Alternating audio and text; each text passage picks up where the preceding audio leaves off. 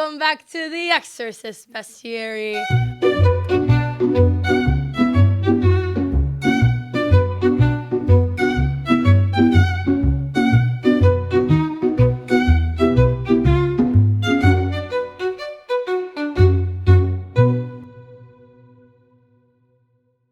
Welcome back to the Exorcist, Bestiary. My name is Amity, and if I was in a video game and I got killed and I had to drop all my loot, I would drop a pink Vaseline soft lips chapstick, probably a ball of yarn, probably my shark keychain that I have on my keys, and Ricola brand cough drops in berry medley or vanilla honey. Shout out cough drops. This is your host, Jamin. If you were at a video game and you died and you had to drop all your loot, what would you? It'd be things that I want to drop, or is it just what is always? It's what's on always me? what's in your pockets.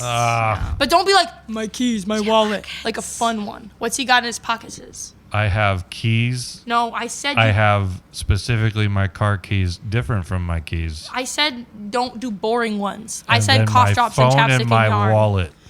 That's not what I'm getting I didn't at. want to do it the boring way, but you asked me to do it the boring way. I actually specifically said don't say keys and wallet. That's what's always on me is my keys. No, my you. wallet, I know you're done. and my phone. My phone. Did I say my phone? No, you would drop probably like some kind of a game My hat. token. Yeah, you'd drop a Boston Scally cap. You'd drop your Tony Stark glasses because you always have those on. You'd probably drop like some kind of like a game piece for like a board game, something or other. No, that's not in my pockets. No, but it's something that you do. You a told lot me of it had to games. be in my pockets. You'd drop like a Switch controller. I don't even put these things in my pockets You drop, anymore like, because a I weigh my sci-fi pants down novel. and then they fall off. So I don't even keep things in my pockets anymore. Okay, what do you carry a little purse? Where do you keep Yes. things? You saw my man bag when I walked, my merce. I don't like man bag. Tasha is your other host over there. Tasha, what would you drop if you were in a video game? People killed you is what you're going to say. Like Minecraft. Oh, the creeper got you. Three things. Yeah. Books. I have my car books. I have my bathroom books for when I take a bath. Okay. I have where I sit books, and I have my travel books that fit in my purse. Fun fact, I judge purses by how many books they can hold. I now have a 3-book purse. Wow. I judge my purses by how many yarn balls I can fit in there. Probably earrings because I take them off so much, and shoes. I was going to say shoes. Your shoes would be in your pockets because they're never on your feet. They're not. I have to search for them before I leave somewhere. And sometimes I'm just like, I'm coming tomorrow. That's fine. I'll go home shoeless. It's true, yeah. We've found her in the weirdest places without shoes. Yeah. It's true. Your garage. Yeah. I gotta say, these little opening rambles are low-key some of my favorite podcast moments. Because No it one just else feels knows like because they just hit fast forward. Where's the stuff I came here for? no, I think that's not true. I think the people love me specifically, and they want to hear what little joke I'm gonna open with. As soon as they're like, Jamin's pockets, skip. They come for welcome, and They come from, this has been... What, you think we're talking about hell today. Is that what you want to hear about? We're already in it. What? Sorry. No, I meant this conversation. I was having a job. So much better, Jay. I just shared my so heart much with you and better. said I really appreciate these little fun, jolly conversations that we get to have on the podcast as kidding. friends. And you said, this conversation is hell. Let me talk about Escomology. But we're talking about Escatology. I was waiting. I didn't remember. Which is the study of that end of times. Well, that's what is Afterlife, to end come. times, but dead? We're more specifically, probably even more so on afterlife type. Well, spiritual geography. How about that? Yes. Yeah, we're talking about butts today. We're gonna no. We're gonna have to clarify that statement. Yes, Just we cut are. in the video. Put So- the video in right here. All right, here's the video. And this space is what we call the underworld. That looks like a butt. I don't know what I was doing. Sorry. That looks like a butt. I can lay my head right, so- in Sheol. We're going to talk about Sheol. We're going to talk about Tarshish. We're going to talk about Tartarus. Isn't that We're like going to talk about. where Jonah was going? Oh, yeah. I'm all turned around. People are like, why are they even doing this episode? They clearly don't know anything about any of this. I do. I just don't know. Okay, here's the thing. I do know about it. Everything I know about it is from what Jamin has told me. So he knows more about it, but I do know about it. I just get the words mixed up. We're going to I take know it about the concepts. on trips of the spiritual realm, because this is the Exorcist Bestiary, where we talk a lot about demons, which we naturally assign with the underworld, or hell, as it's often told, but that's not exactly what hell is. And we're going to kind of give you a glimpse not only of heaven and hell and some of these other things, but we're also going to talk about maybe the ancient understanding of spiritual geography, because they saw the world in ways that we do not, where heaven and earth had different kinds of intersections and whatnot.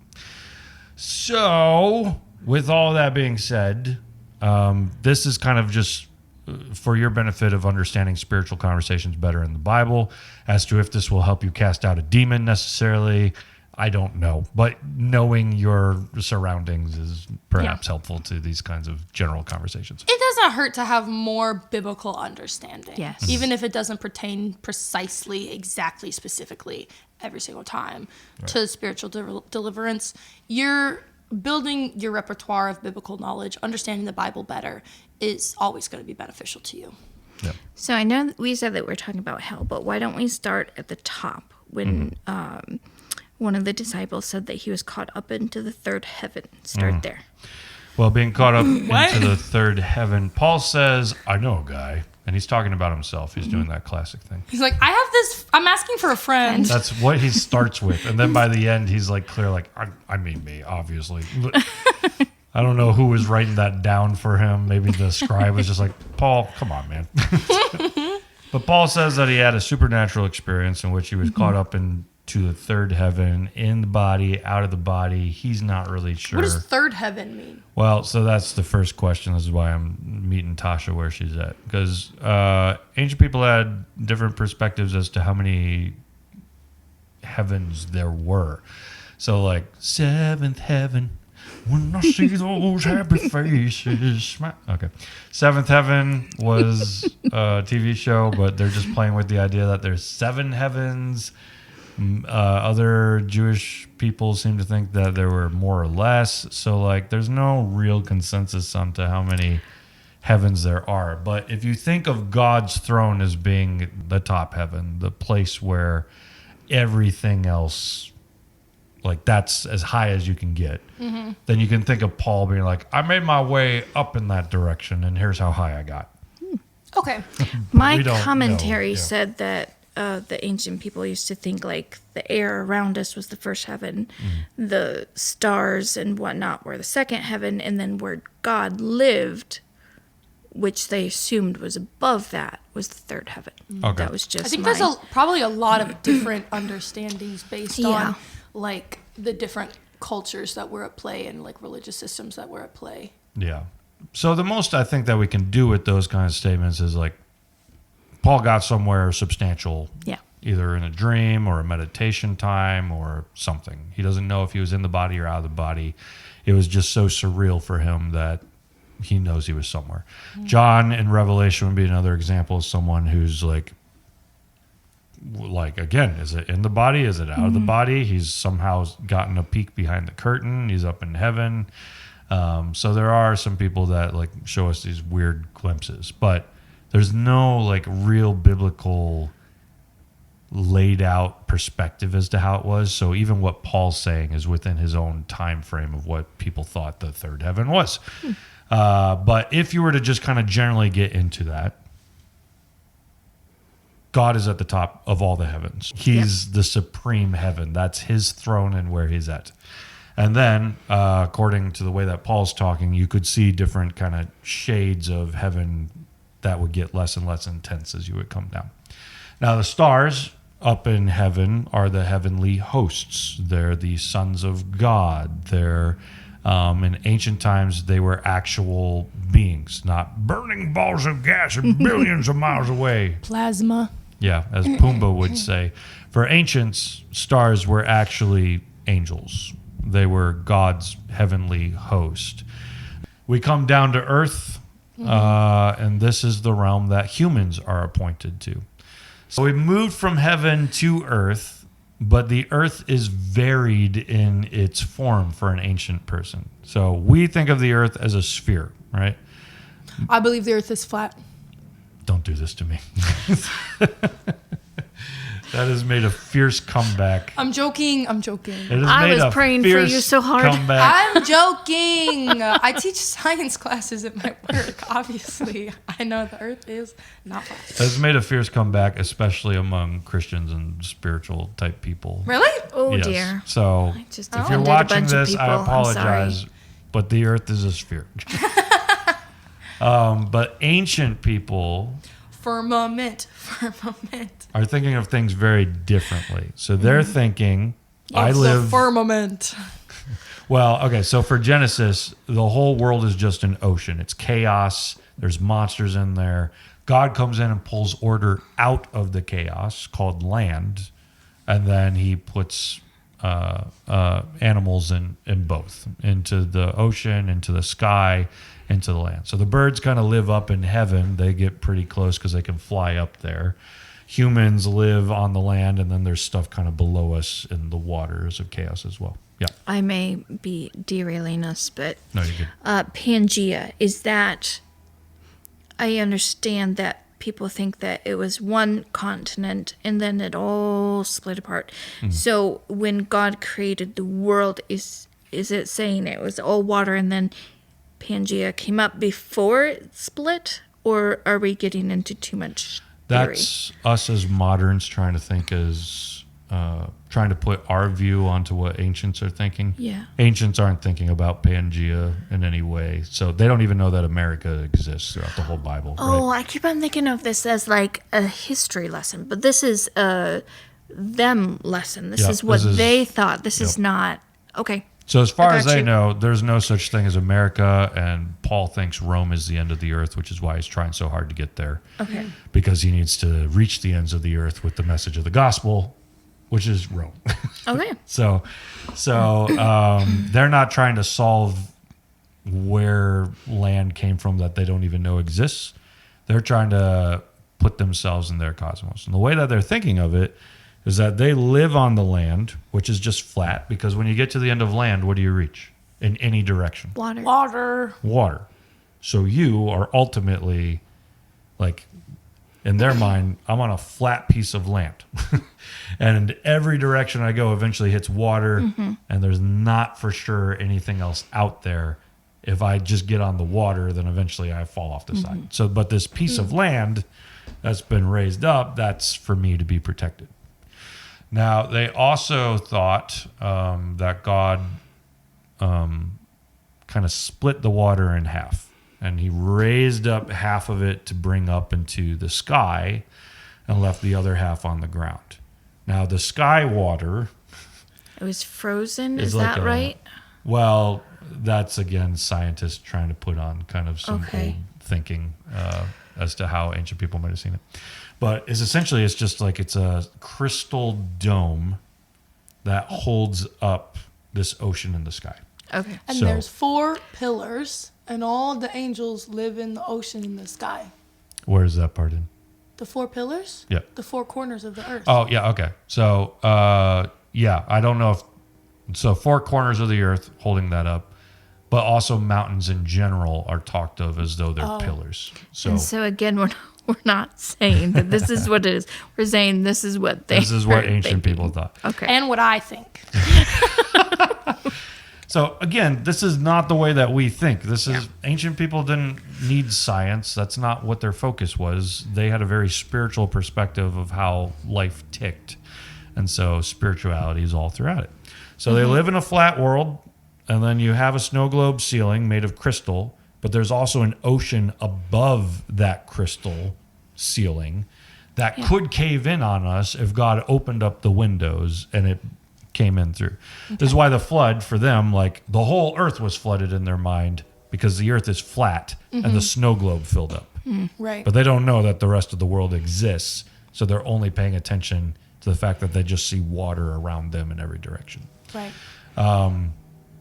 So, yeah, there's kind of a glimpse into the ancient world. It's often talked about the circle of the earth, though, and that's where people are like, see, they knew it was a sphere because a circle... A circle could be flat. Correct, yes. The circle of the earth comes up throughout the Bible, and one of the ways to possibly describe that from their perspective is they thought that, like, the land was a circle. So flat earth, but circle... So like in this Aslan's country, beyond the edge. Yep. Yeah, C.S. Lewis plays with kind of the ancient mythology there. And at the center of the earth was possibly thought to be Jerusalem, God's heavenly temple, or because it was thought like maybe God is sitting right in the middle of that circle, and it's like a direct communication straight down to the center of the circle of the earth. So there's lots of different kinds of thoughts, things that never cross our minds. And people had different ways of going about this. Egypt's a little different than Hebrew, but like for Egypt, that the snow globe ceiling. They thought that too? Yeah. All pretty much all ancient people had it. It's called the firmament. Whoa. But that snow globe ceiling, it's even in Revelation, the crystal sea. Yeah. That's God's throne on top of the firmament, Right. with the crystal ceiling and sea below his feet, which is our firmament above. So yeah, it follows throughout a lot of scripture. But in the ancient world, the snow globe ceiling could spin, and all of the stars were inside of it. So as it spins, the sun comes up one day, the moon goes down, and now the sun is underneath the earth. And then when the new day starts, the sun comes out of the underworld back into the upper world, and then the moon is going down, and the stars are constantly in the formations that they're in because the whole thing is just turning. Heaven and earth meet on mountains because mountains are high enough that you might get into heaven. That's why you're constantly running into God on mountains. Mount Sinai, the Transfiguration. Genesis, or Eden is said to have been a mountain by one of the prophets. Mount Zion, Jerusalem. All of these mountains are sacred territories. And so you come across that as like, yeah, the gods live up there. We live down here. I'm trying to think if there's anything else worth getting into. This is on the earth perspective. We did heaven, we did earth. Talk to me about hell. All right. So when we talk about hell, what comes to your mind? Fire. Fire, brimstone. Eternal torment for all time, never ending, no escape, Gnashing of teeth. no comfort. And God just kind of is like, yeah, that's fine. What is it? Lazarus, the beggar. Oh, yeah, used to Lazarus sit and the rich outside. man. Yeah. He's like, Yeah. put water on Lazarus my is in tongue. He's heaven. Like, no, burn. Yeah. All right, so let's take that story really quick. That one is the most unusual of the hell stories in the Gospels. Well, it's the weirdest story of all of them because like heaven's right next to hell, right? Like Abraham's. See it. He's hoping that Abraham can reach over to him from heaven into. Which wouldn't make sense to the understanding of geography at that time because heaven is up and hell is under the earth. Yeah, just Yeah. when you're trying to create a theology out of hell, I guess here's what I'm trying to say. That story needs to go in a different box than the rest of yours because it's unusual compared to all the other ones. One commentary I read on that might have a point, but they can't really substantiate it, where they're just like, maybe Jesus is just working off a folk tale that people already knew about, like stories about heaven and hell, and he's just like borrowing from like, let me tell you a different kind of folk tale, you know. And then you're like, oh, he's using the same kind of things we're used to hearing, but Mary had a little goat, you know, like suddenly you've flipped the folk tale I'm used to into something else, and I know I'm supposed to pay attention to the differences.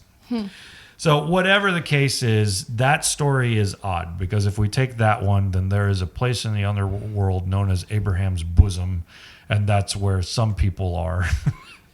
And God's people are dead in the underworld on a good side, whereas others are on the bad side of the underworld. Could you make that biblical case? If you keep this story in there, yes. But otherwise, that one's just more unusual than the other ones. One of the things that we see is that there is no hell in the Old Testament. There's a place called Sheol, right? And Sheol is a place where the dead go. And from an Old Testament perspective, it seems like Sheol is a place where all of the dead go, whether you're good, bad, following God or not following God. But there was a hope that people would be taken to live with God, that there would be a resurrection. So there's a hope for resurrection and that people go to live with God, but there's not really like a certainty in the Old Testament. It's just the dead go to the underworld because we've all sinned, and the consequence for sin is death, and therefore we find ourselves in that space. So that is Sheol. In the New Testament, Sheol has a different name because the Greeks had something like Sheol, but it's not hell. Hades, right? So Hades was a place where the dead kind of went in the Greek world. And when you get into the New Testament, you have the Hebrew people now living in a different culture. And like we all do in those kinds of situations, we just change our dialect to match cultural things. So instead of saying we all go to Sheol now in the New Testament, it's we all go to Hades. Hell, and I did not choose this belief. This was kind of forced on me by the Bible. I don't know how to respond to that. I was always taught the same thing that pretty much everyone is I taught. hope that all of our beliefs are Well, that's what you would think. forced on us by the Bible. Everything that I learned about hell growing up, though, was just more or less like hell's burning fire, torturing you forever. You can't escape it, and you go there when you die if you don't follow Jesus. And that is the rest of your life forever and ever. Amen. Like that's what I was taught. Anybody else? Yeah. Okay. That is standard teaching. When I was preaching my way through Matthew for about a year straight, Jesus kept bringing up hell, and I was like, please don't make me preach on this again. Please don't make me preach on this again. But he keeps bringing it up, but every time I had to preach on it, because I was trying to just preach whatever was next in Matthew, everything he said did not match. It's like, let me tell you about hell. It's kind of like you pick up a bunch of weeds and you throw it in the fire. I'm like, well, weeds don't burn forever.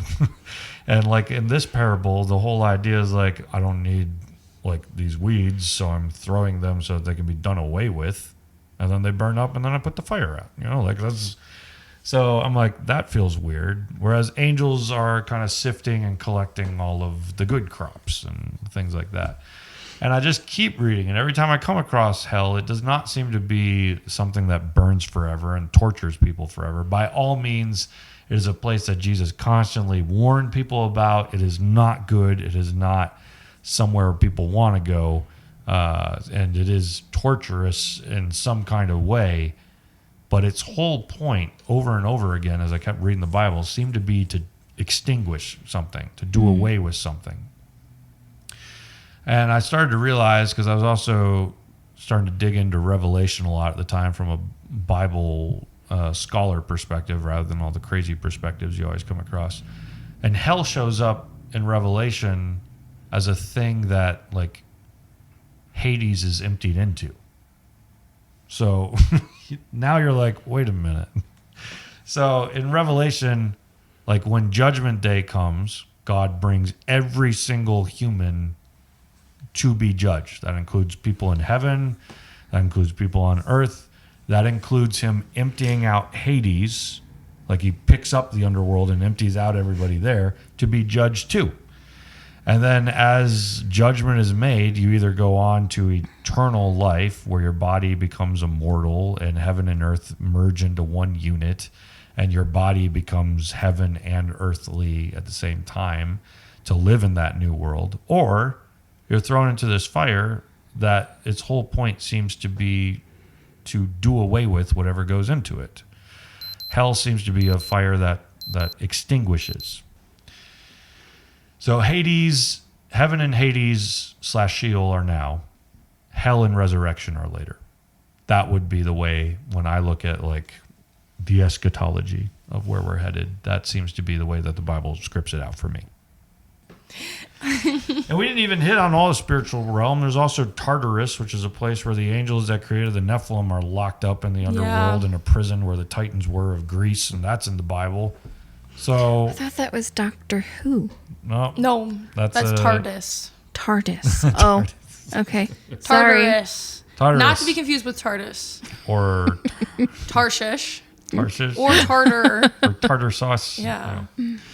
But the Bible is quite expansive on its view of the spiritual realm. You should write a book. I think these books have already been written, or I was writing Yeah, but a you fiction. should write one. I was writing a fiction where a guy lost the love of his life in the ancient world and was trying to ascend the cosmos to heaven to have a conversation with God to get her back. Aww. But it was so sad, I almost cried just writing the intro. Wait, I want to listen to it on No, audiobook. you don't. It's really bitter and dark, and it hurts. I love that kind of stuff. He destroys his favorite tree that his wife loved. Out of his anger, he doesn't know what to do, and that accidentally charms his axe with something that will help him scale the firmament to get to the top. This sounds sick. You just have to make it have a happy ending, and then it'll be worth it.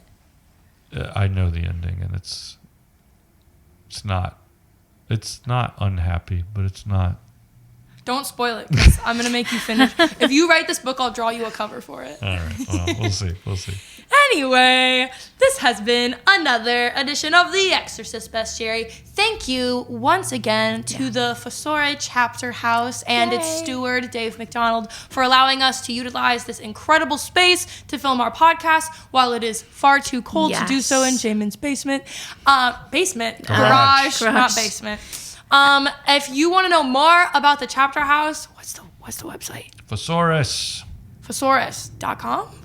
I don't know if it's Fossores Chapter House. You can Google Fossores Chapter House. It's a really, really incredible community space that helps build leadership skills. It helps build ministry skills.